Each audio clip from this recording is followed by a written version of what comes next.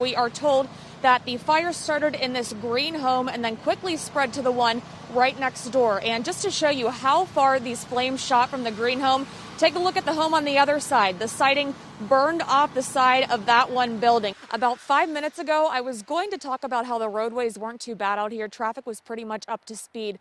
But 79 is right behind me now, and you can see the traffic coming pretty slowly around the bend on that southbound side. So things are really beginning to pick up. Several people will begin trickling in here shortly for their Thanksgiving dinner. This is one of the few places around the city that is actually serving a meal tonight.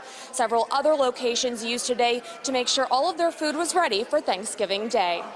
We are still in the middle of this dramatic rescue. We're actually going to pan over to the situation over here. You can see this very steep hillside where we are told a girl was walking her dog nearby here and fell down the hillside with her dog. She has been rescued and we are told she is okay. This is just off of Edgecliff Avenue in Shaler. Take a look at this video from earlier. Fire crews are all the way down the hillside and using a cable to pull this girl up. Now they are still working to get her dog up. We are told it's a golden retriever who is a bit older with weaker legs, and that could be why the girl and her dog fell down the hill. In any other year, you may have had people surrounding this bar here ahead of game time or even staying afterwards for a few extra drinks. But of course, with all of those restrictions in place for restaurants, that continues to be a bit of a challenge. Kim and Susan, the Allegheny County Health Department says that testing for coronavirus thus far has been a little bit complicated, but that's expected to change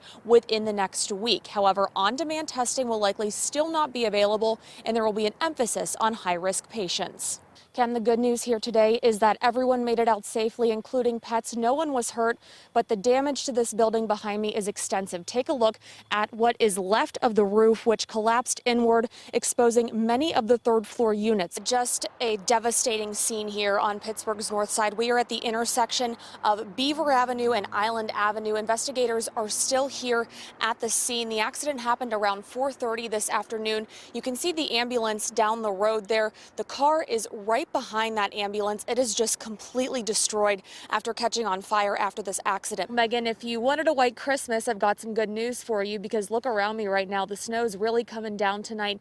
The bad news is we are starting to see road conditions get worse out there.